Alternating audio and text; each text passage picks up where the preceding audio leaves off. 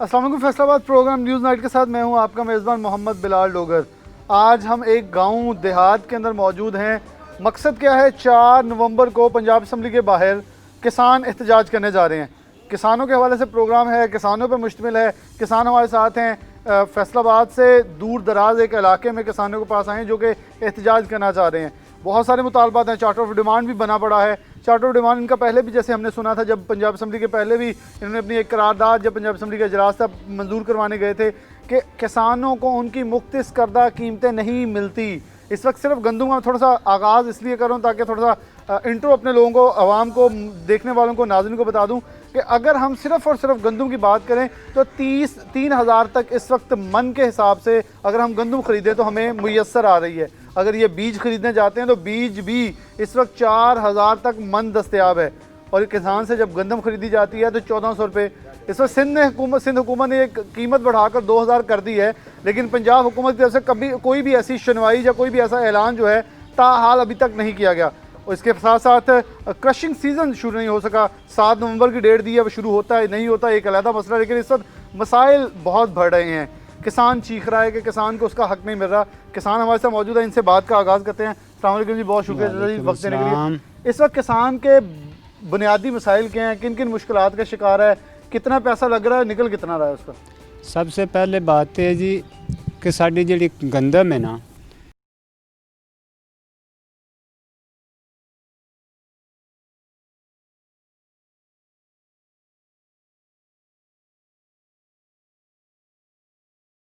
तो ਉਹਦੇ ਵਿੱਚ ਆਪਣਾ ਸਾਡੀ ਜ਼ਰੂਰੀਅਤ ਵੇਖ ਲਓ। ਉਸ ਤੋਂ ਬਾਅਦ ਉਹਦਾ ਰੇਟ ਇੰਨਾ ਕਮ ਹੈ ਕਿ ਸਾਡੇ ਕੋਲ ਜਦੋਂ ਵਪਾਰੀ ਲੈਣ ਆਉਂਦਾ ਜਾਂ ਹਕੂਮਤ ਖਰੀਦੀ ਹੈ 1300-1400 ਰੁਪਈਆ।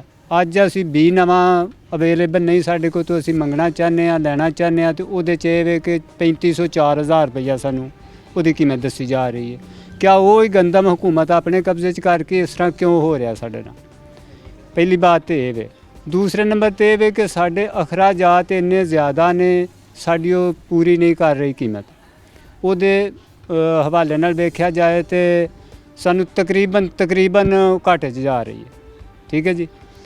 ਅਸੀਂ ਅਗਰ ਤੇ ਸਾਡੀ ਕੀਮਤ ਦੇ ਵਿੱਚ ਇਜ਼ਾਫਾ ਕਰ ਸਕਦੇ ਹੋ, ਬਾਅਦ ਹੁਣ ਜਿਹੜੀ ਕੀਮਤ ਉਹ 3,500 ਰੁਪਇਆ ਗੰਦਮ ਦੀ ਕੀਮਤ ਹੈ। ਠੀਕ ਹੈ ਨਾ ਜੀ। ਅਤੇ ਜੇ ਸਾਨੂੰ ਇਹ ਗੰਦਮ ਦੀ ਕੀਮਤ 2,000 ਐਤਕੀ ਦੇ ਸਕਦੇ ਹੋ ਤੇ ਫਾ ਬਿਹਾਰ ਨਹੀਂ ਦਿੰਦੇ, ਅਸੀਂ ਦੂਸਰੀ ਫਸਲ ਦਾ ਕੋਈ ਇੰਤਜ਼ਾਮ ਕਰ ਲਾਂਗੇ।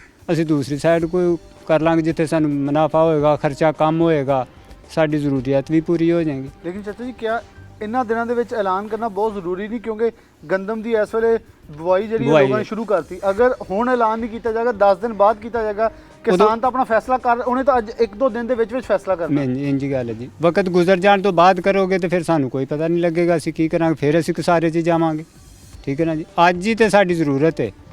ਅੱਜ ਇਹ ਤੇ 4 ਨਵੰਬਰ ਤੱਕ ਸਾਡਾ ਫੈਸਲਾ ਹੋ ਜਾਂਦਾ, ਠੀਕ ਨਹੀਂ, ਤੇ ਅਸੀਂ ਧਰਨਾ ਦੇਣ ਲਈ ਤਿਆਰ ਬੈਠੇ ਹਾਂ। ਅਸੈਂਬਲੀ ਹਾਲ ਦੇ ਬੂਹੇ ਅੱਗੇ ਬਵਾਂਗੇ ਔਰ ਆਪਣਾ ਮੌਕਫ ਪੂਰਾ ਬਿਆਨ ਕਰਾਂਗੇ। ਸਾਡਾ ਨਾ ਹੱਕ ਪੂਰਾ ਹੋਇਆ ਤੇ ਇਨਸ਼ਾਅੱਲਾ ਅਸੀਂ ਧਰਨਾ ਦੇਵਾਂਗੇ। ਤੇ ਗੰਨੇ ਦੇ ਹਵਾਲੇ ਨਾਲ ਤੇ ਮੂੰਜੀ ਦੇ ਹਵਾਲੇ ਨਾਲ ਕੀ ਮੁਤਾਲਬਾਤ, ਉਹਦੇ ਵਿੱਚ ਕੀ ਮੁਸ਼ਕਲਾਤ ਹੈ ਇਸ ਵੇਲੇ? ਗੰਨੇ ਦੇ ਹਵਾਲੇ ਨਾਲ ਇਹ ਵੇ ਜੀ ਕਿ ਸਾਡੀ ਇੱਕ ਤੇ ਕਟੌਤੀ ਇੰਨੀ ਜ਼ਿਆਦਾ ਹੋ ਰਹੀ ਹੈ। ਫਿਕਸ ਰੇਟ 200 ਰੁਪਈਆ ਜਿਹੜਾ ਉਹ ਕੀ ਹੈ? ਦੇਖੋ ਨਾ, 25 ਰੁਪਈਏ ਮਜ਼ਦੂਰ ਲੈ ਰਿਹਾ, 25 ਰੁਪਈਏ ਕਿਰਾਇਆ ਦੇ ਰਿਹਾ, 50 ਰੁਪਈਏ ਇਹ ਗਏ, 50 ਰੁਪਈਏ ਤੱਕ ਉਹ ਤਕਰੀਬਨ ਕੰਡੇ ਵਾਲਾ ਸਾਡੇ ਕੋਲ ਲੈ ਜਾਂਦਾ। 2 ਕਿਲੋ ਕਾਟ ਲੈ ਜਾਂਦਾ ਵੇ, ਉਤੋਂ ਵੀ ਕੋਈ ਥੋੜ੍ਹਾ ਬਹੁਤਾ ਕੋ ਅੱਗਾ ਪਿੱਛਾ ਕਰ ਜਾਂਦਾ। ਸਾਨੂੰ ਤਕਰੀਬਨ 100 ਤੋਂ 125 ਰੁਪਈਆ ਮਿਲ ਰਿਹਾ। ਠੀਕ ਹੈ। ਉਹ ਵੀ 300 ਹੋਵੇਗਾ ਤੇ ਤਾਂ ਸਾਨੂੰ 100 ਰੁਪਈਆ ਤੇ ਉਹ ਲੈ ਜਾਂਦਾ ਖਰਚਾ। ਸਾਡੀ ਉਹਦੀ ਐਵਰੇਜ ਵੇਖੋ ਤੇ ਉਹ ਵੀ ਨਹੀਂ ਪੂਰੀ ਆ ਰਹੀ। ਜਿਹੜਾ ਅਖਰਾਜਾਤ ਨੇ, ਸਾਡੀ ਖਾਦ ਹੈ, ਤੇਲ ਅੱਜ ਵੇਖੋ ਕੰਮ ਹੋਣ ਲੱਗ ਪਿਆ। ਕੱਲ੍ਹ ਜਦੋਂ ਸਾਨੂੰ ਜ਼ਰੂਰਤ ਸੀ, ਮੁੰਜੀ ਸੀ, ਉਦੋਂ ਅਪ ਹੋ ਰਿਹਾ, ਹਰ ਰੋਜ਼ ਅਪ ਹੋ ਰਿਹਾ। ਹੁਣ ਸਰਦੀ ਆ ਗਈ, ਹੁਣ ਸਾਨੂੰ ਜ਼ਰੂਰਤ ਨਹੀਂ, ਹਰ ਰੋਜ਼ ਡਾਊਨ ਹੁੰਦਾ ਹੋਏਗਾ। ਅੱਛਾ, ਤੁਸੀਂ ਇਸ ਵੇਲੇ ਕੀ ਸਮਝਦੇ ਕਿ ਕ੍ਰਸ਼ਿੰਗ ਸੀਜ਼ਨ ਸ਼ੁਰੂ ਨਹੀਂ ਹੋਇਆ ਤੇ ਮਿੱਲਾਂ ਦੇ ਵਿੱਚ ਗੰਦਮ ਲਾਣੀ ਆ, ਗੰਨਾ ਖੜਾ ਵਾ, ਹਾਂਜੀ, ਤੇ ਕੀ ਕਰਨਾ? 7 ਨਵੰਬਰ ਤੱਕ ਤਾਂ ਡੇਟ ਦੇ ਰਹੇ ਆ ਕਿ ਜੀ 7 ਨਵੰਬਰ ਤੱਕ ਡੇਟ ਤੋਂ ਬਾਅਦ ਕ੍ਰਸ਼ਿੰਗ ਸ਼ੁਰੂ ਹੋ ਜਾਂਦੀ। ਲੇਕਿਨ ਅਗਰ ਨਹੀਂ ਸ਼ੁਰੂ ਹੁੰਦੀ 1 ਮਹੀਨਾ ਹੋਰ, ਤੇ ਫਿਰ ਸੂਰਤ ਹਾਲ ਕੀ ਹੁੰਦੀ? ਉਸ ਤੋਂ ਸੂਰਤ ਹਾਲ ਇਹ ਹੋਏਗਾ, ਕੱਲ੍ਹ ਆਉਣ ਵਾਲੇ ਵਕਤ ਦੇ ਵਿੱਚ ਧੁੰਦ ਸ਼ੁਰੂ ਹੋ ਜਾਏਗੀ, ਜਿਹਨੂੰ ਆਖਦੇ ਹੋ ਪਏ ਸਮੋਕ ਸ਼ੁਰੂ ਹੋ ਜਾਏਗੀ। ਫਿਰ ਸਾਡੀ ਉਸ ਤਰ੍ਹਾਂ ਹੀ ਫਸਲ ਖੜੀ ਰਹਿ ਗਈ, ਬੀਜ ਨਹੀਂ ਸਕਦੇ। ਜੇ ਬੀਜ ਨੇ ਲੇਟ ਤੇ ਉਹ ਉੱਗ ਹੀ ਨਹੀਂ ਰਹੀ। ਹਰ ਸਾਲ ਸਾਡੇ ਨਾਲ ਐਸਾ ਹੋ ਰਿਹਾ। जबकि साडी मिल जिहड़ी है गन्ना खरीदण वास्ते 10वें महीने दे आखिर ते या 11वें दे पहले हफ्ते दे विच चल जे ते फिर असीं गंदम दी काश्त कर सकने आं। ये साडे लई बहुत बड़ी मुश्किल है। अगर साडी मिल जिहड़ी है लेट चलदी है तो फिर साडी गंदम नहीं बीजी जाती, ਜ਼ਮੀਨ उवें ही पई रह जाती है। ਉਹਦੇ ਮੁਤਬਾਦਲ ਕੋਈ ਫਸਲ ਹੋਰ ਹੈ ਹੀ ਨਹੀਂ ਜਿਹੜਾ ਅਸੀਂ ਕਾਸ਼ਤ ਕਰੀਏ। ਤੇ ਮੂੰਜੀ ਦੇ ਹਵਾਲੇ ਨਾਲ ਕੋਈ ਮੁੰਜੀ ਦਾ ਹਵਾਲਾ ਇਹ ਵੇ ਜੀ ਕਿ ਮੁੰਜੀ ਜਿਹੜੀ ਹੈ ਉਹਦੇ ਵੇਖ ਲਓ ਕਿ ਕਿੰਨੇ ਅਖਰਾਜਾਤ ਨੇ, ਜਦ ਕਿ ਉਹਦਾ ਅੱਜ 2000 ਰੁਪਈਆ ਜਾਂ 1700 ਰੁਪਈਆ 1800 ਰੁਪਈਆ ਰੇਟ ਨਿਕਲਣ ਡਿਆ ਜਾਂ ਚੱਲਣ ਡਿਆ, ਉਹਨੂੰ ਅਸੀਂ ਕੀ ਕਰੀਏ? ਜ਼ਰਾ ਗੌਰ ਕਰੋ ਨਾ ਕਿ ਕਿੰਨੇ ਅਖਰਾਜਾਤ ਨੇ। DAP ਕਿੰਨੇ ਦੀ ਹੈ, ਤੇਲ ਕਿੰਨੇ ਦਾ ਬਾਲਿਆ, ਮਜ਼ਦੂਰੀ ਕਿੰਨੀ ਦਿੱਤੀ ਹੈ। ਤਕਰੀਬਨ 40000 ਰੁਪਈਆ ਇੱਕ ਕਿੱਲੇ ਤੇ ਖਰਚਾ ਹੋਣ ਡਿਆ ਤਕਰੀਬਨ, ਕਮ ਅਜ਼ ਕਮ। ਤੇ ਨਿਕਲਦਾ ਕਿੰਨਾ ਪਿਆ? ਤੇ ਨਿਕਲਦਾ ਇਹ ਪਿਆ ਜੀ 40 ਮਣ ਮੁੰਜੀ ਨਿਕਲੇ ਦੀ ਤੇ ਉਹ 80000 ਦੀ ਤੇ 80000 ਦੇ ਵਿੱਚ 40000 ਰੁਪਈਆ ਠੇਕਾ ਆਵੇ ਜੀ। ਅਜੇ ਜੀ ਤੁਸੀਂ ਦੱਸਿਓ ਕੀ ਮਸਾਇਲ ਇਸ ਵੇਲੇ ਗੰਦਮ ਦੀ ਬਵਾਈ 'ਚ ਆ ਰਹੇ ਆ, ਗੰਨੇ ਦੀ ਕਟਾਈ ਕਿਉਂਕਿ ਅੱਗੇ ਕਸ਼ਟਿਕ ਸੀਜ਼ਨ ਸ਼ੁਰੂ ਨਹੀਂ ਹੋਇਆ, ਕੀ ਮਸਲੇ ਕੀ ਇਸ ਵੇਲੇ ਕਿਸਾਨ ਨੂੰ ਦਰਪੇਸ਼? ਬਹੁਤ ਸ਼ੁਕਰੀਆ ਜਨਾਬ, ਤੁਸੀਂ ਮੌਕਾ ਦਿੱਤਾ ਸਾਨੂੰ ਬੋਲਣ ਦਾ। ਸਭ ਤੋਂ ਪਹਿਲਾਂ ਜਨਾਬ ਕਿ ਇਹ ਜਿਹੜੀ ਗੌਰਮੈਂਟ ਜਦੋਂ ਦੀ ਆਈ ਹੈ ਜਨਾਬ ਵਾਲੀ, ਕਿਸਾਨਾਂ ਨੂੰ ਸਭ ਤੋਂ ਜ਼ਿਆਦਾ ਜ਼ਿਆਦਤੀ ਇਸ ਗੌਰਮੈਂਟ ਦੇ ਵਿੱਚ ਹੋਈ ਹੈ। ਕੋਈ ਅੱਲਾ ਕੋਈ ਫਾਇਦਾ ਹੋ ਗਿਆ ਜ਼ਿਮੀਂਦਾਰਾਂ ਦਾ ਤੇ ਹੋ ਗਿਆ, ਇਸ ਗੌਰਮੈਂਟ ਨੇ ਕੋਈ ਨਹੀਂ ਕੀਤਾ। ਜੇ ਮੁੰਜੀ ਦੀ ਫਸਲ ਦਾ ਮੌਕਾ ਆਇਆ ਤੇ ਤੇਲ ਮਹਿੰਗਾ ਹੋ ਗਿਆ, ਜੇ ਅੱਗੋਂ ਗੰਦਮ ਦੀ ਬਿਜਾਈ ਦਾ ਮੌਕਾ ਆਇਆ ਤੇ ਖਾਦ DAP ਬਹੁਤ ਜ਼ਿਆਦਾ ਹੀ ਮਹਿੰਗੀ ਹੋ ਗਈ ਹੈ। ਤੇ ਪਹਿਲਾਂ ਤਾਂ ਸਾਨੂੰ ਇਹ ਨਹੀਂ ਸਮਝ ਲੱਗਦੀ ਵੀ ਸਾਡੀ ਜਿਹੜੀ ਖਾਦ ਲੈ ਕੇ ਅਸੀਂ ਪਾ ਰਹੇ ਹਾਂ DAP ਅੱਛੀ ਹੈ ਜਾਂ 2 ਨੰਬਰ ਹੈ। ਕੋਈ ਲੈਬਾਰਟਰੀ ਨਹੀਂ ਜ਼ਿਮੀਂਦਾਰਾਂ ਵਾਸਤੇ, ਸਰਕਾਰ ਵੱਲੋਂ ਕੋਈ ਨਹੀਂ ਮਿਲਦੀ, ਕੋਈ ਸਹੂਲਤ ਨਹੀਂ ਜਨਾਬ। ਸਭ ਤੋਂ ਨਕੰਮੀ ਗੌਰਮੈਂਟ ਆ ਜਿੰਨੀਆਂ ਵੀ ਗੌਰਮੈਂਟਾਂ ਆਈਆਂ ਨੇ ਜ਼ਿਮੀਂਦਾਰਾਂ ਦੇ ਹੱਕ ਦੇ ਵਿੱਚ। ਕੋਈ ਮਸਲਾ ਨਹੀਂ ਜਿਹੜਾ ਗੌਰਮੈਂਟ ਦਾ ਜ਼ਿਮੀਂਦਾਰ ਦਾ ਕੋਈ ਸਹੂਲਤ ਨਹੀਂ ਹੈ। ਕੋਈ ਜੇ ਸਾਡੀ ਫਸਲ ਤਿਆਰ ਹੋ ਜਾਂਦੀ ਹੈ ਜਨਾਬ, ਗੰਦਮ ਹੀ ਹੈ, ਇਹਨੂੰ ਲਾ ਲਓ, ਇਹ ਜਨਾਬ 40-45 ਹਜ਼ਾਰ ਰੁਪਈਆ ਠੇਕਾ ਹੈ। ਇਹਦੇ ਵਿੱਚੋਂ 5 ਮਣ ਸਾਨੂੰ ਬਚਦੀ ਹੈ 30,000-35,000 ਰੁਪਈਆ ਜਨਾਬ ਇਹਦਾ ਖਰਚ ਹੈ। 40 ਮਣ 5 ਮਣ ਸਾਨੂੰ ਬਚਦੀ ਹੈ, ਠੇਕਾ ਦੇ ਕੇ ਸਾਨੂੰ ਹੱਥੋਂ ਦੇਣੇ ਪੈਂਦੇ ਨੇ ਪੈਸੇ। ਇਹਨਾਂ ਕਿਹੜਾ ਕੋਈ ਸਹਾਨ ਕਰਨਾ ਸਾਡੇ ਸਿਰ ਜੀ 2000 ਰੇਟ ਕਰ ਛੱਡਣਾ ਤੇ ਸਾਨੂੰ ਜੇ 2000 ਮਿਲਿਆ ਨਾ ਜਨਾਬ ਤਾਂ ਅਸਾਂ ਕਿਉਂ ਬੀਜਣੀ ਆ? ਬਿਲਕੁਲ ਸਹੀ ਜਨਾਬੀ ਵਾਲੇ ਵੀ ਇੰਨਾ ਖਰਚਾ DAP ਅੱਗੇ 3600 ਰੁਪਏ ਦੀ ਸੀ, ਹੁਣ ਉਹ 4000 ਰੁਪਏ ਦੀ ਹੋ ਗਈ ਹੈ। ਜ਼ਿਮੀਂਦਾਰ ਕੀ ਕਰੇ? ਇੰਨਾ ਠੇਕਾ ਦੇ ਕੇ ਤਾਂ ਕੋਈ ਜਨਾਬ ਕੀ ਬਚਦਾ? ਨਹੀਂ ਵੈਸੇ ਵੀ ਅਗਰ ਹੁਣ ਦੀ ਅਸੀਂ ਗੱਲ ਕਰੀਏ 3000 ਨੂੰ ਤਾਂ ਗੰਦਮ ਮਿਲਣ ਦੀ ਲੋਕਾਂ ਨੂੰ, ਤੇ ਕਿਸਾਨ ਨੂੰ ਵੀ ਉਹਨੇ ਜਨਾਬ ਤੇ ਬਾਜ਼ਾਰ ਦੇ ਵਿੱਚ ਤੇ ਬਹੁਤ ਜ਼ਿਆਦਾ 2500 ਰੁਪਈਆ ਹੁਣ ਸੇਲ ਹੋ ਰਹੀ ਹੈ। ਸਾਡੇ ਕੋਲ 1400 ਰੁਪਈਆ ਗਵਰਨਮੈਂਟ ਨੇ ਪਰਚੇ ਦੇ ਕੇ ਲਈ ਹੈ। ਬਿਲਕੁਲ ਹੁਣ ਇਹਨਾਂ ਨੂੰ ਕੁਝ ਹਿਆ ਚਾਹੀਦਾ ਕਰਨਾ ਜ਼ਿਮੀਂਦਾਰਾਂ ਦੇ ਹੱਕ ਦੇ ਵਿੱਚ ਵੀ। ਇੰਨਾ ਠੇਕਾ ਪਾਣੀ ਹੈ ਤੇ ਨਹਿਰਾਂ 'ਚ ਉਹ ਨਹੀਂ ਆਉਂਦਾ, ਡੀਜ਼ਲ ਚਲਾ ਕੇ ਬਿਜਲੀ ਦੀ ਕੋਈ ਸਹੂਲਤ ਨਹੀਂ ਸਾਨੂੰ ਜਨਾਬੇ ਵਾਲੀ। ਹੁਣ ਜਨਾਬੇ ਵਾਲੀ ਅੱਗੋਂ ਗੰਨਾ ਵੇ ਜਨਾਬ, ਇਹ ਪੂਰੇ 1.5 ਸਾਲ ਦੀ ਫਸਲ ਹੈ ਜਨਾਬ, 1.5 ਸਾਲ ਦੀ ਫਸਲ ਹੈ। 1.5 ਸਾਲ ਇਹਨੂੰ ਕਾਸ਼ਤ ਕਰਨਾ ਅਸਾਂ ਪਹਿਲੋਂ ਇਹਦੇ ਤੇ 40000 ਰੁਪਈਆ ਜਨਾਬ ਇਹਦੇ ਤੇ ਪੂਰਾ ਖਰਚੇ, ਪੂਰਾ 40000 ਰੁਪਈਆ ਖਰਚੇ ਗੰਨੇ ਤੋਂ ਤਾਂ ਜਨਾਬ। 40000 ਰੁਪਈਆ ਠੇਕਾ ਦੇ ਕੇ 40000 ਰੁਪਈਆ ਖਰਚਾ ਕਰਕੇ 80000 ਰੁਪਈਆ 200 ਰੁਪਈਆ ਨਾਲ ਰੇਟ ਕੀਤਾ, ਇਹ ਕੀ ਸਾਨੂੰ ਬਚੇਗਾ? ਕੋਈ ਚੀਜ਼ ਨਹੀਂ ਜਨਾਬੇ ਵਾਲੀ। ਇੱਕ ਤਿਲੀ ਬੀਜ ਲਈਏ ਨਾ ਉਹ ਤੇ ਸਾਰਾ 8000 ਰੁਪਈਆ ਖਰਚ ਆਉਂਦਾ, 35000 ਰੁਪਈਆ ਉਹਦੇ 'ਚ ਬਚ ਜਾਂਦਾ ਸਾਨੂੰ। ਇੱਕ ਤਿਲੀ, ਇੱਕ ਪਾਣੀ ਜਾਂ 1-2 ਸਪਰੇ। ਜੇ ਗੰਦਮ ਹੁਣ ਬੀਜਣੀ ਹੈ ਤਾਂ ਜਨਾਬੇ ਵਾਲੀ ਪਹਿਲੇ ਉਹਨੂੰ 2000 ਦੀ ਸਪਰੇ ਹੁੰਦੀ ਉਹਦੇ 'ਚ, ਫਿਰ ਅਖੀਰ ਤੇ 2-3 ਸਪਰੇਵਾਂ ਨਾ ਕਰੀਏ, 3 ਵਾਰੀ ਖਾਦ ਨਾ ਪਾਈਏ, ਉਹਨੂੰ ਹੁੰਦੀ ਕੋਈ ਚੀਜ਼ ਨਹੀਂ। ਕੋਈ ਸਹੂਲਤ ਨਹੀਂ ਜ਼ਿਮੀਂਦਾਰਾਂ ਨਾਲ, ਬਹੁਤ ਜ਼ਿਆਦਾ ਜ਼ਿਆਦਤੀ ਹੋ ਰਹੀ ਹੈ ਇਹਨਾਂ। ਜੇ ਅਗਰ ਗਵਰਨਮੈਂਟ ਨੇ ਸਿੰਧ ਹਕੂਮਤ ਨੇ ਜੀ 2000 ਰੁਪਏ ਰੇਟ ਕੀਆ ਤੇ ਇਹ ਵੀ ਕरें। ਗੰਦਮ ਦੇ ਚਾਚਾ ਜੀ ਤੁਸੀਂ ਦੱਸ ਰਹੇ ਕਿ ਬੜੇ ਹਾਲਾਤ ਖਰਾਬ ਹੈ, ਤੇ ਹੁਣ ਤੁਸੀਂ ਆ ਦੱਸੋ ਕਿ ਜਦੋਂ 3000 ਰੁਪਏ ਫੀ ਮਣ ਦੇ ਹਿਸਾਬ ਨਾਲ ਬਾਹਰ ਆਵਾਮ ਨੂੰ ਮਿਲ ਰਹੀ ਹੈ ਤੇ ਤੁਹਾਡੇ ਕੋਲ 2000 ਤੱਕ ਵੀ ਲੈਣਗੇ ਤਾਂ ਜ਼ਿਆਦਾ ਰੇਟ ਹੋਣਾ ਚਾਹੀਦਾ, 2000 ਹੋਣਾ ਚਾਹੀਦਾ, ਕੀ ਪਾਲਿਸੀ ਹੋਣੀ ਚਾਹੀਦੀ? ਜਨਾਬੇ ਵਾਲੀ ਕਮ ਅਜ਼ ਕਮ ਕਣਕ ਦਾ ਵੀ 2500 ਰੁਪਈਆ ਤੇ ਮੁੰਜੀ ਦਾ ਵੀ 2500 ਰੁਪਈਆ, ਫਿਰ ਜ਼ਿਮੀਂਦਾਰ ਨੂੰ 5-4000 ਰੁਪਈਆ ਫੀ ਏਕੜ ਮਗਰ ਬਚਦਾ। ਫਿਰ ਠੇਕਾ ਦੇ ਕੇ ਤੇ ਫਿਰ ਜ਼ਿਮੀਂਦਾਰ ਨੂੰ ਬਚਦਾ ਜਨਾਬ। 80 ਰੁਪਏ ਕਿਲੋ ਆਟਾ ਵਿਕ ਰਿਹਾ ਹੁਣ, 80 ਰੁਪਏ ਆ ਗਵਰਨਮੈਂਟ ਦੀ ਨਾਹਲੀ ਦੀ ਵਜ੍ਹਾ ਤੋਂ ਵਿਕ ਰਿਹਾ। ਇਹ ਅਸਾਂ ਤਾਂ ਨਹੀਂ ਬਾਹਰ ਕੱਢਿਆ, ਇਹਨਾਂ ਖਰੀਦ ਕੇ ਬਾਹਰ ਘਲਾ ਕੇ ਪੈਸੇ ਕਮਾਏ ਨੇ, ਹੁਣ ਪੈਸੇ ਖਾਣ ਵਾਸਤੇ ਦੁਬਾਰਾ ਮੰਗਾ ਰਹੇ ਨੇ। ਹੁਣ ਤਾਂ ਬਾਹਰੋਂ ਆਉਣ ਲੱਗ ਪਿਆ। 2500 ਰੁਪਈਆ ਬਾਹਰੋਂ ਚ ਮੰਗਵਾ ਰਹੇ ਨੇ ਜਨਾਬ ਵਾਲੀ, ਸਾਨੂੰ ਵੀ 2500 ਰੁਪਈਆ ਇੱਥੇ ਦੇਣਾ, ਸਹੂਲਤਾਂ ਦੇਣ। ਬਲਕਿ ਉਹ ਗੰਦਮ ਉਹ ਆ ਜਿਹੜੀ ਰੂਸ ਦੇ ਵਿੱਚ ਜਾਨਵਰਾਂ ਨੂੰ ਪਾਈ ਜਾਂਦੀ ਹੈ।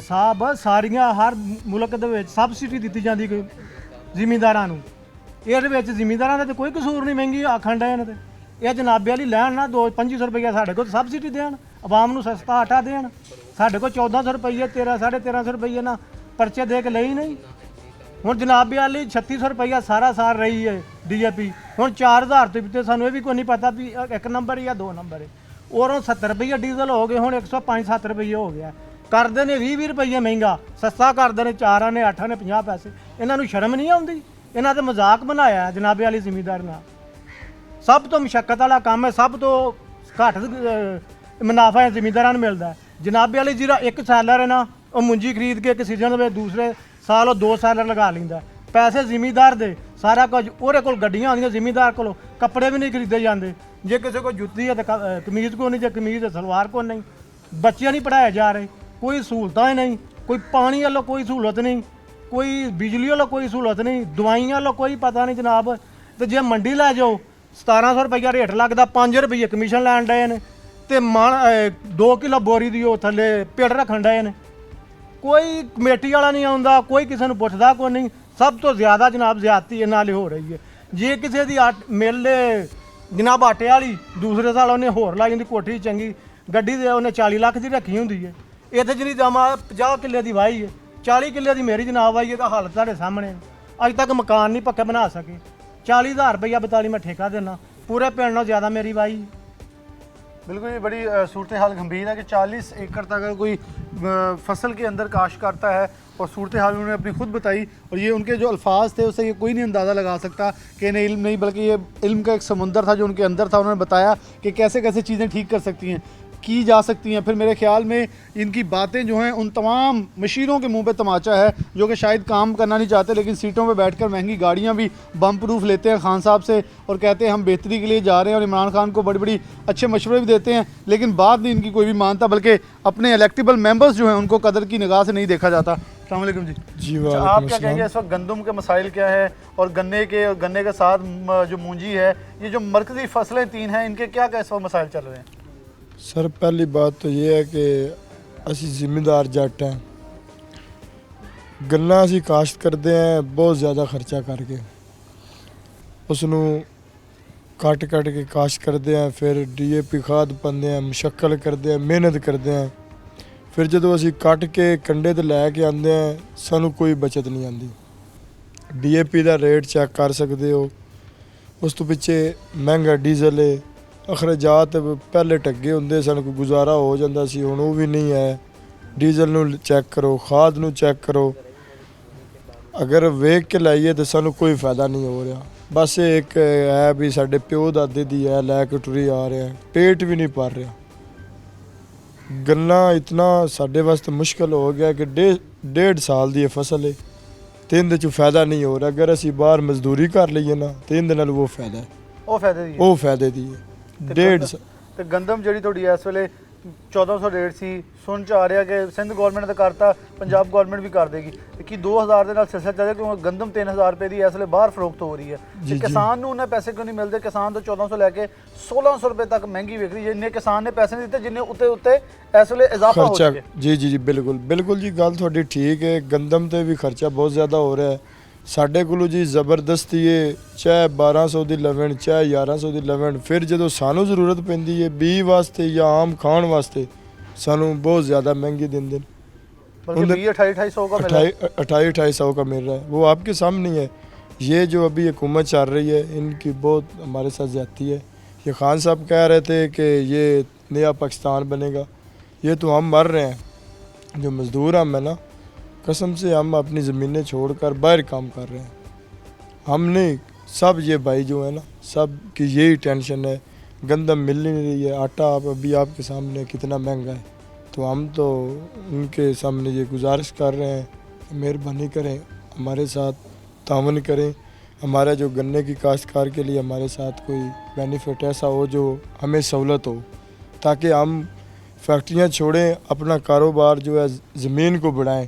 अभी जो है ना, फिर ये जो गंदम है उसकी हमारे साथ बहुत ज़्यादा ज़्यादती वो कर रहे हैं। ये DAP पहले 3500 की थी, अभी 4000 की दे रहे हैं, तो इसलिए ये बहुत ज़्यादा हमारे साथ ज़्यादती है। अगर ये हमारी बात नहीं मानेंगे तो हम 4 नवंबर को लाहौर में जाकर धरना भी देंगे। अगर बात नहीं मानेंगे तो हम उठेंगे नहीं, चाहे हमें 10 दिन बहना पड़ा, चाहे 15 दिन, चाहे 20 दिन, ठीक है ना। हम सब भाई ये मिलकर जा रहे हैं, क्योंकि हमारी अगर बात सुनेंगे तो हम आ जाएंगे, वरना हम उधर ही हम बैठे रहेंगे। किसानों के हवाले से ये बहुत ही आम फहम सी बात समझी जाती है कि इसने सुबह को खेतों में जाना है, चारा लेके आना है, फसल अपने के अंदर काश्त करनी है और भैंसों का चारा डाल के अपना दिन गुजार लेना है, तो इसलिए समझा जाता है ये एहतजाज नहीं करेंगे, कुछ नहीं करेंगे। लेकिन शायद ये हुकूमत की खाम ख्याली है। इन्होंने पंजाब असम्बली के बाद पहले भी एहतजाज किया, इससे पहले भी एहतजाज किसान कर चुके हैं, लेकिन जब भी ये निकले हैं तो फिर बड़ी तादाद में निकलते हैं। तो हुकूमत शायद इन्हें उकसा रही है कि बाहर निकाल के ये अपने मुतालबा जो मनवाएं। तो आकर वजारत इस वक्त अगर हम पंजाब असम्बली की बात करें, कौमी असम्बली की बात करें, तो हमारे पास 50% से ज़ायद ऐसे मेंबरान असम्बली है जिनका ताल्लुक ही ज़राअत से है, लेकिन अगर देखा जाए तो पॉलिसी साजी के अंदर, कानून साजी के अंदर उनका अमल दरामद सिफर के बराबर है, क्योंकि शायद उनकी ज़मीनों पर सब कुछ चल रहा है, ठेके आ रहे हैं, वो खा रहे हैं, और जो उन्हें चाहिए होता सब्सिडी ले भी लेते हैं, लेकिन गरीब छोटा किसान जो है वो मर रहा है, पिस रहा है और पिसता चला जा रहा है। एक छोटी सी ब्रेक लेते हैं, दोबारा हाजिर होते हैं।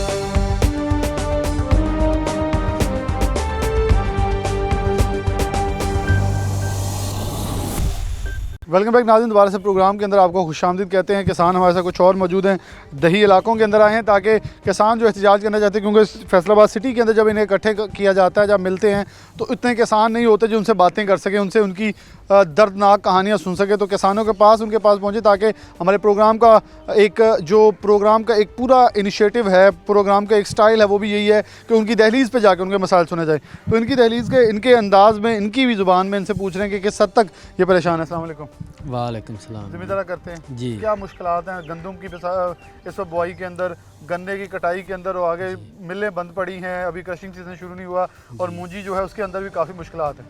जी सर, ਪਹਿਲੀ ਗੱਲ ਤੇ ਵੇ ਕਿ ਜਦੋਂ ਸਾਡਾ ਬਵਾਈ ਦਾ ਵਕਤ ਗੁਜ਼ਰ ਜਾਣਾ ਨਾ ਜੀ, ਉਦੋਂ ਹਰ ਚੀਜ਼ ਦਾ ਰੇਟ ਅਪ ਹੋਣਾ ਹੈ। ਇਸ ਵਕਤ ਗੰਦਮ ਹੈ ਉਹ ਵੀ ਬੀਜ ਵਾਸਤੇ ਬਹੁਤ ਮਹਿੰਗੀ ਮਿਲਦੀ ਹੈ ਪਈ, ਲੇਕਿਨ ਜਦੋਂ ਗੰਦਮ ਦੀ ਬਵਾਈ ਹੋ ਜਾਣੀ ਉਦੋਂ ਗੰਦਮ ਬਿਲਕੁਲ ਸਸਤੀ ਹੋ ਜਾਣੀ ਹੈ। ਜਦੋਂ ਗੰਦਮ ਖਰੀਦਣੀ ਹੈ ਇਹਨਾਂ ਨੇ ਉਦੋਂ ਬਿਲਕੁਲ 13-1400 ਤੋਂ, ਜਦੋਂ ਅਸਾਂ ਅੱਗੋਂ ਖਰੀਦ ਕੇ ਇਹਦੀ ਬਵਾਈ ਕਰਨੀ ਹੈ ਉਸ ਵਕਤ ਇਹਦਾ ਰੇਟ कम अज़ कम 3000 रुपया 3500 ਤੋਂ ਹੁਣ ਮਿਲਣ ਡਈ ਹੈ ਗੰਦਮ। ਬਾਕੀ ਗੰਨੇ ਦੀ ਗੱਲ ਰਹਿ ਗਈ ਜੀ, ਗੰਨਾ ਜਿਹੜਾ ਉਹ ਸਾਡਾ 200 ਰੁਪਇਆ ਰੇਟ, ਉਹਦੇ ਵਿੱਚੋਂ ਤਕਰੀਬਨ 70 ਤੋਂ 80 ਰੁਪਏ ਜਿਹੜਾ ਨਾ ਉਹ ਇਹਦੇ ਵਿੱਚ ਖਰਚਾ ਨਿਕਲ ਜਾਂਦਾ, ਤੇ ਉਸ ਤੋਂ ਬਾਅਦ ਖਰਚਾ ਨਿਕਲ ਜਾਂਦਾ 70-80 ਰੁਪਏ, 100 ਤੇ ਤਕਰੀਬਨ 20-25 ਰੁਪਏ ਸਾਨੂੰ ਬਚਦੇ ਨੇ।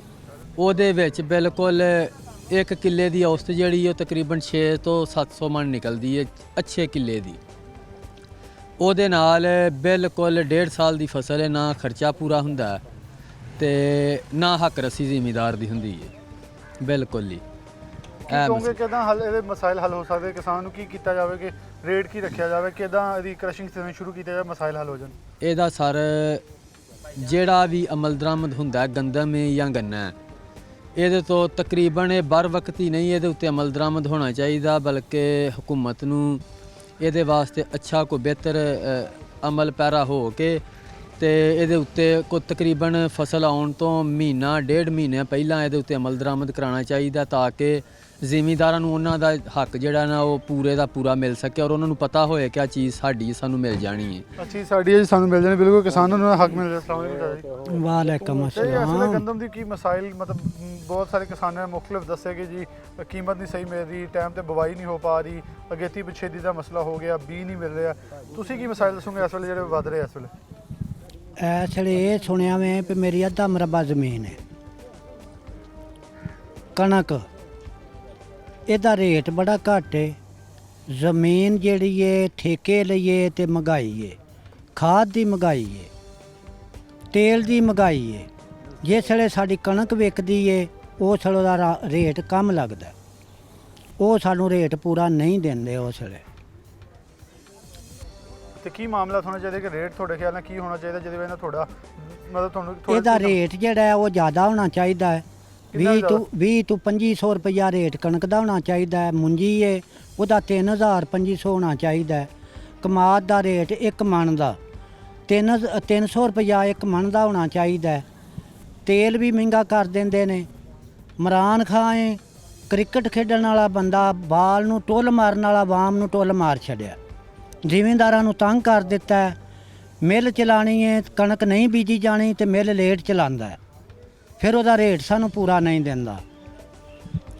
ਜ਼ਿਮੀਂਦਾਰ ਜਿਹੜੇ ਨੇ ਉਹਨਾਂ ਦੇ ਠੇਕੇ ਜਿਹੜੇ ਨੇ ਉਹ ਜ਼ਿਆਦਾ ਹੋ ਗਏ ਨੇ, ਜ਼ਿਮੀਂਦਾਰ ਤੰਗ ਹੋ ਗਿਆ ਵੇ, ਤੰਗੀ ਦੇ ਉੱਤੋਂ ਜ਼ਮੀਨ ਜਿਹੜੀ ਹੈ ਕਾਸ਼ਤ ਕਰਨੀ ਛੱਡੀ ਜਾਂਦੇ ਨੇ, ਸਾਨੂੰ ਰੇਟ ਪੂਰਾ ਨਹੀਂ ਮਿਲਦਾ ਪਿਆ। ਤੇ ਮੂੰਜੀ ਦੇ ਹਵਾਲੇ ਨਾਲ ਤੇ ਗੰਨੇ ਦੇ ਹਵਾਲੇ ਨਾਲ ਕੀ ਮਸਲੇ? ਜੀ ਉਹਦਾ ਖਰਚਾ ਜ਼ਿਆਦਾ ਹੈ, ਤੇਲ ਮਹਿੰਗਾ ਹੈ, ਖਰਚਾ ਜ਼ਿਆਦਾ ਹੈ। ਮੁੰਜੀ ਜਿਹੜੀ ਹੈ ਉਸ ਤੋਂ ਪੂਰੀ ਨਹੀਂ ਦਿੰਦੀ ਸਾਨੂੰ, ਪੂਰਾ ਨਹੀਂ ਖਰਚਾ ਮਿਲਦਾ ਉਹਦਾ, ਫਿਰ ਬਚਤ ਨਹੀਂ ਹੁੰਦੀ ਪਈ। ਜ਼ਿਮੀਂਦਾਰ ਜਿਹੜਾ ਉਹ ਤੰਗ ਹੋ ਜਾਂਦਾ। ਜ਼ਿਮੀਂਦਾਰ ਤੰਗ ਹੋ ਜਾਏ। ਅਸਲਾਮ ਵਾਲੇਕੁਮ। ਵਾਲੇਕੁਮ ਤੇ ਕੀ ਅਸਲੇ ਮਸਲੇ ਆ ਗੰਦਮ ਦੇ? ਮਸਲੇ ਹੀ ਮਸਲੇ ਨੇ, ਜਿੰਨੇ ਮਰਜ਼ੀ ਮਸਲੇ, ਥੋੜੇ ਕੋਈ ਇੱਕ ਮਸਲਾ ਹੋਏ ਤਾਂ ਉਹਦਾ ਤੇ ਗਿਣਦੇ ਹੀ ਹੈ, ਤੇ ਮਸਲੇ ਹੀ ਮਸਲੇ ਨੇ। ਕਣਕ ਗਵਰਨਮੈਂਟ ਨੇ 1400 ਤੋਂ ਲਈ, ਬਿਲਕੁਲ ਲਈ ਪਰਚੇ ਕਰ ਦਿਆਂਗੇ, ਤੇ ਹੁਣ ਕਿਸ ਭਾਅ ਤੋਂ ਦੇਣ ਲਈ? 3000 ਤੋਂ ਉੱਤੇ। ਤੇ ਉਹਨਾਂ ਨੂੰ ਨਹੀਂ ਪਤਾ ਲੱਗਣਾ ਕਿ ਮਿੱਲ ਵਾਲੇ ਨੂੰ ਚਾਹੀਦੀ 1400 ਤੋਂ ਲੈ ਕੇ 3000, ਤੇ ਜਿਹੜਾ 5 ਮਹੀਨੇ ਖਪਿਆ ਉਹਨੂੰ ਨਹੀਂ 2800 ਚਾਹੀਦਾ। ਬਿਲਕੁਲ ਸਹੀ। 200 ਨਫਾ ਲੈ ਲੈ, 100 ਲੈ ਲੈ, 500 ਲੈ ਲੈ, ਕਿ ਡਬਲ ਚਾਹੀਦੇ ਨੇ ਮਿੱਲ ਵਾਲੇ ਨੂੰ। ਜਿਹਨੇ ਪੈਸੇ ਇੰਜ ਫੜਾਏ ਨੇ ਤੇ ਕਣਕ ਤੋੜ ਲਈ, ਉਹਨੂੰ ਡਬਲ ਚਾਹੀਦੇ ਨੇ ਕਿ ਜ਼ਿਮੀਂਦਾਰ ਨੂੰ ਡਬਲ ਚਾਹੀਦੇ? ਦਵਾਈਆਂ ਦਾ ਪਤਾ ਹੀ ਕੋਈ ਨਹੀਂ। ਅੱਜ 500 ਤੋਂ ਲਓ, ਅਗਲੇ ਦਿਨ 650 ਤੋਂ, ਅਗਲੇ ਦਿਨ 750 ਤੋਂ। ਤੇਲ 70 ਤੋਂ 150 ਤੱਕ ਹੋ ਗਿਆ। ਕੋਈ ਸ਼ੈ ਵੀ ਨਹੀਂ ਜਿਹਦਾ ਪਤਾ ਹੀ ਕੋਈ ਨਹੀਂ ਕਿ ਇਹਨੂੰ ਕੱਲ੍ਹ ਕਿਹੜੇ ਭਾਅ ਮਿਲ ਜਾਣੀ। ਖਾਦ ਵੱਲ ਹੋ ਜਾਓ, BL ਹੋ ਜਾਓ, ਸਪਰੇਵਾਂ ਤੋਂ ਬਗੈਰ ਕੋਈ ਫਸਲ ਹੋ ਹੀ ਨਹੀਂ ਸਕਦੀ। ਉਹਦੇ ਪੈਦਾ ਹੋਣ ਤੱਕ, ਉਹਦੇ ਪੱਕਣ ਤੱਕ। ਤੇ ਸਪਰੇਅ ਨਾਲ ਫਸਲ ਨਹੀਂ ਰਹਿੰਦੀ, ਤੇ ਸਪਰੇਅ ਤੋਂ ਬਗੈਰ ਫਸਲ ਹੋਣੀ ਹੀ ਨਹੀਂ। ਤੇ ਸਪਰੇਅ ਦੇ ਨਾਲ ਫਸਲ ਨਹੀਂ ਰਹਿੰਦੀ, ਫਿਰ ਉਹਦੀ ਉਹ ਤਾਕਤ ਨਹੀਂ ਰਹਿੰਦੀ। ਉਹ ਤਾਕਤ ਜੋ ਵੀ ਹੁੰਦਾ, ਪਰ ਉਹ ਫਸਲ ਰਹਿ ਨਹੀਂ ਸਕਦੀ ਫਸਲ ਤੋਂ ਬਗੈਰ। ਇਹ ਜਾਸਤੀ ਨਹੀਂ। ਤੇ ਜੇ ਗਵਰਨਮੈਂਟ ਖਰੀਦ ਕੇ ਮਿੱਲ ਵਾਲੇ ਨੂੰ 2800 ਤੋਂ ਦੇਣ ਡਈ ਹੈ, 2500 ਤੋਂ ਦੇਣ ਡਈ ਹੈ, ਤੇ ਫਿਰ ਗਵਰਨਮੈਂਟ ਜਾਸਤੀ ਕਰਨ ਡਈ ਹੈ ਨਾ। ਗੋਦਾਮ ਤੇ ਗਵਰਨਮੈਂਟ ਕੋਲ ਨਾ, ਮਿੱਲ ਵਾਲਿਆਂ ਕੋਲ ਤਾਂ ਨਹੀਂ ਨਾ। ਤੇ ਗੋਦਾਮਾਂ ਵਾਲਿਆਂ ਨੂੰ, ਮਿੱਲ ਵਾਲਿਆਂ ਨੂੰ ਗਵਰਨਮੈਂਟ ਹੀ ਦਿੰਦੀ ਹੈ, ਤੇ ਫਿਰ ਗਵਰਨਮੈਂਟ ਡਬਲ ਰੇਟ ਤੇ ਦੇਣ ਡਈ ਹੈ, ਤੇ ਤਾਂ ਹੀ ਇੰਨਾ ਇਸ ਭਾਅ ਵਿਕਣ ਡਿਆ। ਤੇ ਜੋ ਸਸਤਾ ਦੇਣ ਤੇ ਉਹ 3000 ਤੋਂ ਵਿਕਣ ਕਿਉਂ ਦੇਣ? ਇਹਦਾ ਮਤਲਬ ਗਵਰਨਮੈਂਟ ਦਿੰਦੀ ਹੈ ਉਹਨਾਂ ਨੂੰ 2700-2800 ਤੋਂ, ਤਾਂ ਫਿਰ ਉਹ ਤੇ ਆਟਾ ਵੇਚਣ ਡਏ ਨੇ। ਵਰਨਾ ਗਵਰਨਮੈਂਟ ਨੂੰ ਨਹੀਂ ਪਤਾ ਲੱਗਣ ਡਿਆ।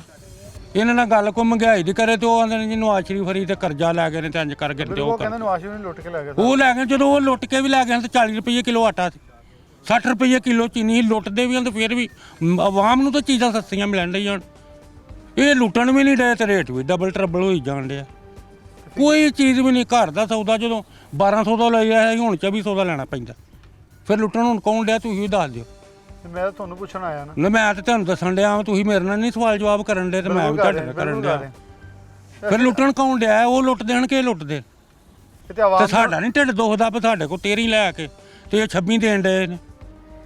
बिल्कुल आवाम के सवाल बड़ी दर्दनाक है। जिन्होंने 4 महीने खपे ने बहुते, बहुते चाहिए। बिल्कुल 4 महीने जिसने मेहनत की है, सारा साल मेहनत की है, उसे बिल्कुल इस हवाले से अंदाज़ा है। अस्सलाम वालेकुम जी। वालेकुम सलाम जी। किसानों के हवाले से हम बात कर रहे हैं, देहात के अंदर ही आए हैं। डेफिनेटली आप किसान हैं, किसान के बेटे हैं, सारी उम्र इस चीज़ों में गुजारी है। कैसे देखें कैसे इस वक्त किसान का, छोटे किसान का मसला क्या है? वो रो रहा है, बिल्क रहा है, चीख रहा है, कीमत नहीं मिल रही, क्रशिंग नहीं शुरू हो रही, मूंजी का रेट नहीं पूरा मिल रहा। जब तेल की कीमतें कम करनी थी तब की नहीं, अब कम हो रही हैं, अब उन्हें फ़ायदा कोई नहीं है। जब ये DAP सस्ती होनी थी तब ज़रूरत नहीं थी, बाद में सस्ती हो जाती है। हुकूमत सब्सिडी देती है, DAP अवेलेबल नहीं होती, खाद अवेलेबल नहीं होती। मसाइलस्तान बन गया है और हम कह रहे हैं कि हम ज़राई मुल्क हैं और ज़राई मुल्क के हवाले से हम तरक्की भी करेंगे। मेरे भाई छोटे किसान का तो कोई हाल नहीं, वो पिस गया है कि दवाइयाँ महंगी हो गई, पेट्रोल महंगा हो गया, डीजल महंगा हो गया, और उस हिसाब से गंदम की और गन्ने की कीमत नहीं बढ़ाई गई। गंदम की कीमत गालबन 1600 रुपये मेरा ख्याल है उन्होंने मुकर्रर किया है। ये कम अज़ कम 2000 होनी चाहिए, इससे कम गुजारा नहीं होता। छोटा ज़िम्मेदार जो 2, 4, 5 एकड़ का जो है, 10 एकड़ का जो है, वो कैसे ये मेरा मतलब मामलात अपने चलाए? ठीक है। तो उसके बाद गन्ने की कीमत है, ये गालबन 200 रुपये उन्होंने मेरा ख्याल मुकर्रर की है। ये कम अज़ कम 300 रुपये होनी चाहिए। जो अखराजात हैं वो बहुत ज़्यादा हैं। मतवसत और छोटे जो ज़िम्मेदार हैं उनके लिए बहुत मसले हैं, बहुत प्रॉब्लम है, परेशान है। वो उनको समझ नहीं लग रही कि हम ज़िम्मेदार छोड़ दें या कर लें। वो इस कश्मकश में हैं। लेकिन गवर्नमेंट को चाहिए कि उनको रिलीफ़ दे, उनका ख्याल करे, ये कीमतों में इजाफ़ा करे। अगर गवर्नमेंट हमारे मामलात, हमारे मुतालबात नहीं मानती तो 4 नवंबर को इंशाल्लाह पंजाब असम्बली के सामने हम धरना देंगे और इंशाल्लाह अपने मुतालबात जो हैं वो पूरे करवाएंगे। और जब तक हमारे मुतालबात पूरे नहीं होंगे हम पंजाब असम्बली के आगे से नहीं उठेंगे। अच्छा, एक बात हम पंजाब असम्बली या कौमी असम्बली की बात करें, सेनेट की बात करें, हमारे 50% से ज़्यादा जो अरकान असम्बली हैं वो ज़राअत से मुंसलिक हैं। हाँ, बड़ी मछलियाँ भी वहीं बैठी हैं। ये अपोजिशन भी कहती है जी चीनी स्कैंडल हो जाओ, दूसरा हो आपके दाएं बाएं इमरान खान को कहते हैं। बल्कि ये रिपोर्ट सामने आई है कि नून लीग के दौर के अंदर सबसे ज़्यादा सब्सिडी तरीन साहब और दीगर जो खुसरो बख्तियारों की फैमिली को मिली, जबकि पीटीआई की दौर में शरीफ फैमिली की फैक्ट्रियों को कोई सब्सिडी मिली ही नहीं है। मतलब ये आपस की जंग के अंदर आवाम को पिस रहे हैं और किसानों को छोड़ो। आपके सवाल में जवाब है, ठीक है। आपने खुद ही कह दिया सेनेट में, सूबाई असम्बली में, कौमी असम्बली में ज़िम्मेदार बैठे हैं। उनका हिसाब लगाएं कि वो किस लेवल के ज़िम्मेदार हैं। मैं जो बात कर रहा हूँ, मैं 4, 5, 10, 12 एकड़ का जो ज़िम्मेदार है छोटा, मैं उसकी बात कर रहा हूँ। 2 मुरब्बे वाला, 3 मुरब्बे वाला, 4, 10 मुरब्बे, 22 मुरब्बे, उसको क्या कोई फ़र्क नहीं पड़ता, ठीक है। ये जो छोटे ज़िम्मेदार हैं ना, ये सबसे बड़ी प्रॉब्लम उनके लिए, हम उनकी बात कर रहे हैं, ठीक है जी। बड़े ज़िम्मेदार को 100 मुरब्बे का मालिक है, उसको क्या, तरीन साहब को क्या मसला है, बड़े या को, उनका तो अपना एक सिस्टम है ना जो चल रहा है। लेकिन मामला जो है ना, प्रॉब्लम तो इस वक्त छोटे ज़िम्मेदार के लिए, छोटे ज़िम्मेदार की हम बात कर रहे हैं। उनको रिलीफ चाहिए और इंशाल्लाह अल्लाह की रहमत से हम रिलीफ लेके रहेंगे, रिलीफ इंशाल्लाह लेकर रहेंगे। और इनकी बात बड़ी वैलिड है कि छोटा किसान है ना जो, वो सबसे ज़्यादा अफेक्टेड है। क्यों?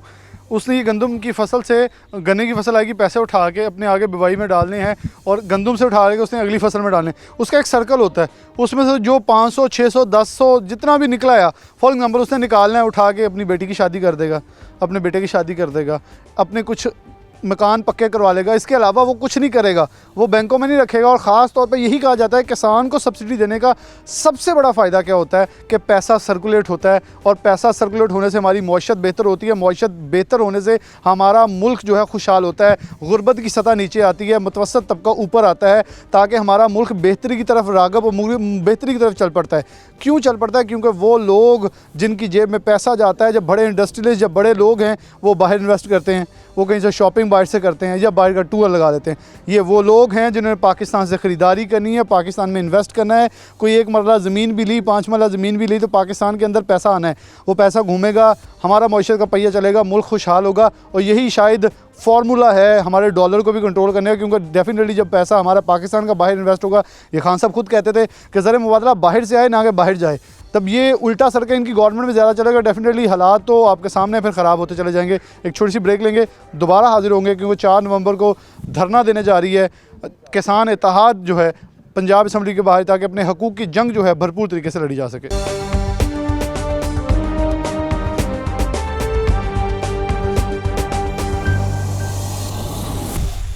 वेलकम बैक नाज़रीन, दोबारा से प्रोग्राम के अंदर आपको खुशामदीद कहते हैं। प्रोग्राम के आखिरी हिस्से की तरफ बढ़ते हैं। अली अहमद गुराया साहब हमारे साथ मौजूद हैं, ज़िला सदर हैं किसान इत्तेहाद के। और किसान ख़ास तौर पे ये किसानों का एक इत्तेहाद है, और ये किसान बोर्ड जो है ये हमेशा से मुत्तहिद है, और ताकि किसानों के जो मसाइल हैं उसको उजागर किया जा सके। 4 नवंबर को एक एहतजाजी धरना देने जा रहे हैं पंजाब असम्बली के बाहर। तो बहुत शुक्रिया अली अहमद गुराया साहब, हम आपके पास ही हाजिर हैं ताकि आपके मसाइल, और ख़ास तौर पर ये गाँव के देहात के जो लोग हैं, मुख्तलिफ देहातों के इकट्ठे होकर उन्होंने मसाइल बताए। बहुत सारे मसाइल हैं, बहुत सारी मुश्किलात हैं, आप इसे कैसे कवर अप करेंगे? क्या चार्टर ऑफ डिमांड क्या लेके जा रहे हैं? क्योंकि चार्टर ऑफ डिमांड पहले भी था, उसमें से कितनी को उन्होंने पेशरफ्त की है, और कितनी पेशरफ्त करवाने के लिए आपको लगता है कि आप जाएंगे तो उसके अंदर खातर खा इजाफा या खातर खा रिजल्ट हमें मिल सकता है? हाँ जी, बिस्मिल्लाहिर्रहमानिर्रहीम। पीटीआई की हुकूमत जब अपनी इलेक्शन कैंपेन चला रही थी, तो इन्होंने एक ज़रूरी एमरजेंसी का नारा लगाया था कि जब हम बरसर इक़्तिदार आएंगे तो हम मुल्क में ज़रूरी एमरजेंसी नाफिज करेंगे, जिसका फ़ायदा किसानों को होगा, और किसान उसका फ़ायदा उठाते हुए मुल्क में जो ज़रूरी अजनास की किल्लत है उसको दूर करेंगे। पाकिस्तान की जो ज़मीन है ये दुनिया की बेहतरीन ज़रूरी ज़मीनों में से एक है, और अगर काश्तकारों को हुकूमत की तरफ से सपोर्ट मिले तो हम बहुत तरक्की याफ्ता ममालिक से भी ज़्यादा अच्छी जो है ना वो अपनी औसत पैदावार हासिल कर सकते हैं। लेकिन यहाँ पे अलमिया ये है कि हुकूमती सतह पे बिल्कुल किसानों को इग्नोर किया जाता है, हर सतह पे, और हर जगह पे माफियाज़ बैठे हुए हैं जो कि किसानों को लूटने के लिए तैयार बैठे हुए हैं, और वो हुकूमत के अंदर भी हैं और हुकूमत के बाहर भी हैं। ये अभी पिछले साल की बात है कि जब गंदम की बर्दाश्त हुई और हमने काटी गंदम, उस वक्त जो है वो पूरी हुकूमती मशीनरी हरकत में आ गई। हमारे घरों के अंदर से उन्होंने हमें मजबूर किया कि जो गंदम हम अपने बीज के लिए और अपने जो है वो मुलाजमीन के लिए रखते हैं, वो तक उन्होंने निकलवा ली हमसे, और उसका रेट हमें उन्होंने 1400 रुपया दिया। जूँ ही वो हमारे पास से निकली है गंदम, इस वक्त मार्केट में उसकी कीमत 2600-2700 रुपये है। 3000 तक भी मिल रही है। हाँ जी, 3000 तक, क्योंकि मैंने पहले भी अर्ज़ किया कि माफियाज बैठे हुए हैं हर सतह पे और वो किसानों को लूट रहे हैं।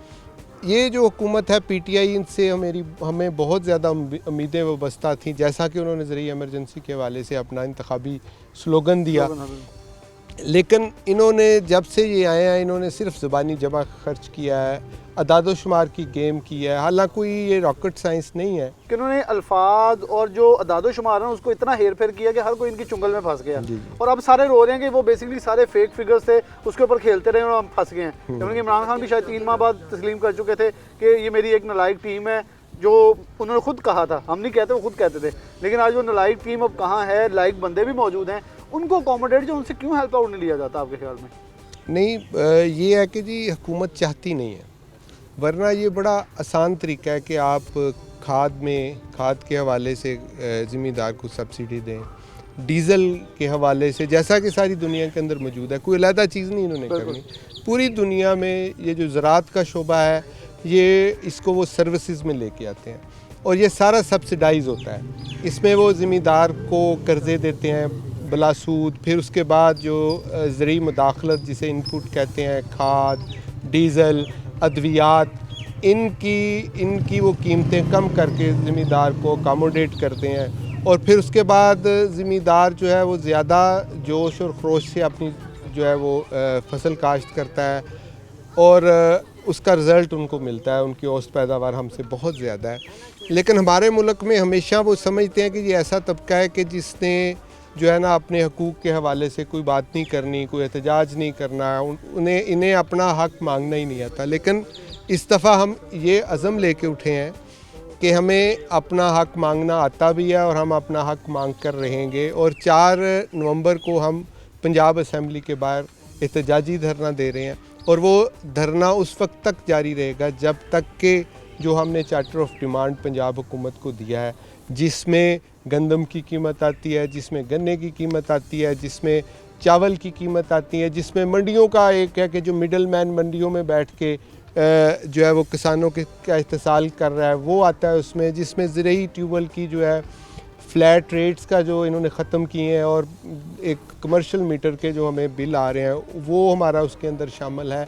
ये सारी चीज़ें अभी ये जो बंजर एरिया ज़िम्मेदार का जो हमारे फैसलाबाद में स्पेशली बहुत ज़्यादा एरिया है जिसमें सेम और थूर के इश्यूज़ आ रहे हैं, वो एक ऐसे इशू है कि अगर हम उसको सॉल्व कर ले, जो हुकूमत है उसके लिए इक़दाम कर ले, ट्यूबवेल लगा ले, जो ड्रेन्स हैं उनकी सफाई कर ले, तो ये हम वैसे ही खुद कफ़ील हो सकते हैं अपनी ज़रिए अजनास के हवाले से। लेकिन इस तरफ तवज्जो ही नहीं दी जा रही, इसकी तरफ सोचा ही नहीं जा रहा। और हर हुकूमत आती है वो नारा लगाती है ज़मींदारों को खुशहाल करने के हवाले से, किसान को खुशहाल करने के हवाले से, लेकिन जो ही उनके पास इक़्तिदार आता है वो हर चीज़ भूल जाते हैं। हालांकि हमारे मुल्क की जो 60% आबादी है वो देहात से उसका ताल्लुक़ है और वो गुर्बत की शरह से नीचे ज़िंदगी गुजार रहे हैं और उनका गुज़र औक़ात जो है वो ज़्यादातर ये है कि मवेशियों को पाल के, उनका दूध बेच के, आप अंदाज़ा लगा लें कि आपके शहर जो हैं वो हर रोज़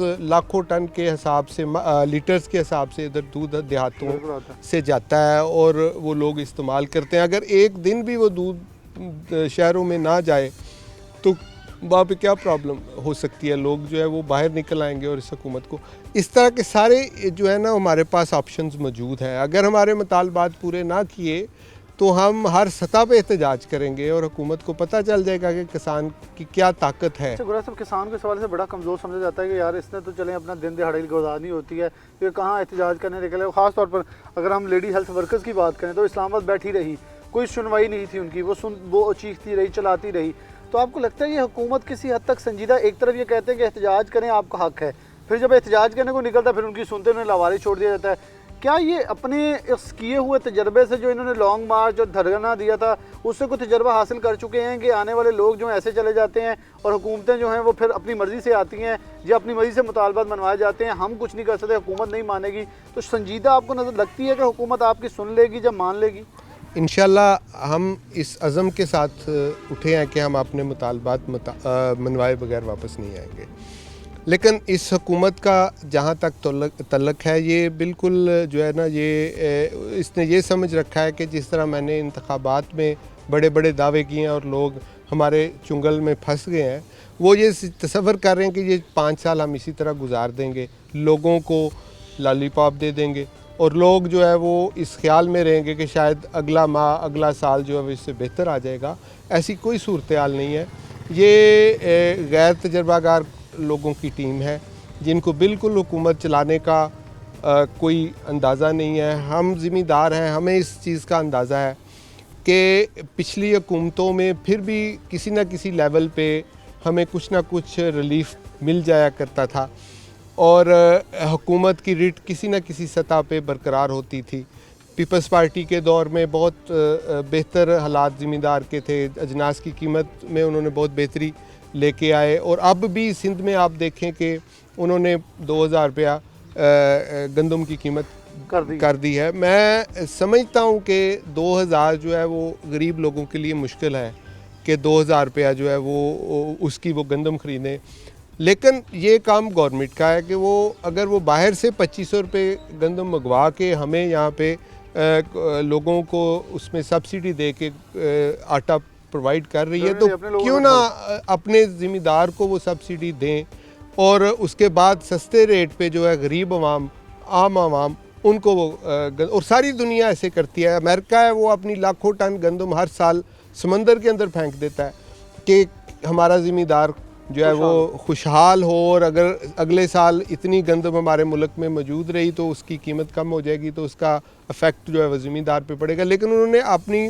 आवाम को सस्ती गंदम देने का तहैया किया हुआ है और सारी दुनिया ऐसे करती है, लेकिन हमारे हुक्मरान जो हैं और उन्होंने कभी इस हवाले से सोचा ही नहीं है। और स्पेशली ये PTI की हुकूमत, इनसे हमें इस हवाले से साबका हुकूमतों से गिला था कि इन्होंने जो नए पाकिस्तान का तस्वर लेके आए हैं उसमें आप कैसे तस्वर कर सकते हैं कि नए पाकिस्तान में आप किसान को इग्नोर कर दें कि 7% जो आपकी आबादी है वो देहातों में रहते हैं, इकॉनमी में इनका 40% हिस्सा है जो आपकी ज़राअत है।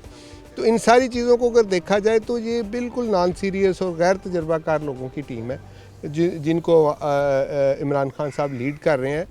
हालांकि जो क्राइसिस इन गंदम का भी चल रहा है, इनको तो हंगामी तौर पे जो अभी गंदम की काश्त हो रही है इस हवाले से उनको ज़िम्मेदार के पास उसके घर की दहलीज़ पे पहुंचना चाहिए, उसको जो है उसको इस हवाले से इंसेंटिव देना चाहिए, उसको उभारना चाहिए कि वो कौम और मुल्क के लिए गंदम काश्त करे। अब ज़िम्मेदारों की ये सूरत हाल है किसानों की कि वो गंदम के अलावा मुतबादल फसलों के हवाले से सोच रहे हैं जिनके ऊपर अखराजात भी कम उठते हैं और उसका प्रॉफिट भी ज़्यादा होता है।